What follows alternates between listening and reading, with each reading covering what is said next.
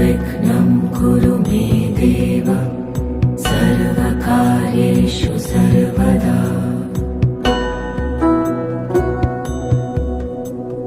वक्रतुण्ड महाकाय सूर्यकोटि समप्रभ निर्विघ्न